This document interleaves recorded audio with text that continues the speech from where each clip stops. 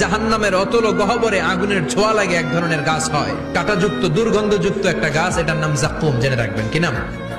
জাক্কুম। বিশ্বনবী বললেন তিরমিজির বর্ণনায়, জাক্কুমের একটা টুকরা যদি আল্লাহ দুনিয়াতে ফেলে, পুরো দুনিয়াটা দুর্গন্ধে সয়লাব হয়ে যাবে। পুরো দুনিয়ার মানুষগুলো জাক্কুমের গন্ধে ওই জায়গায় শেষ, পুরো দুনিয়াটা নষ্ট হয়ে যাবে। ওই কাঁটাযুক্ত জাক্কুম তাদেরকে দেয়া হবে, ক্ষুধার চোটে জাক্কুমই খাইতে শুরু করবে। আহা, খেতেও পারবে না, গিলতেও পারবে না, এবার কয় পানি দাও। জাহান্নামীদের জন্য 4 ধরনের ঝর্ণা আছে। একটার নাম হলো হামিম, মানে ফুটন্ত গরম পানির ঝর্ণা। 2 নম্বরে হলো গসাক, মানে বমি। 3 নম্বরে হলো গিসলিন, দুর্গন্ধযুক্ত রক্ত আর পুষ। 4 নম্বরে হচ্ছে মোহল, পোড়া তেল। খা, দাউ দাউ করে এগুলো থেকে আগুন জ্বলবে, তৃষ্ণার চোটে এগুলোই খেতে চাইবে।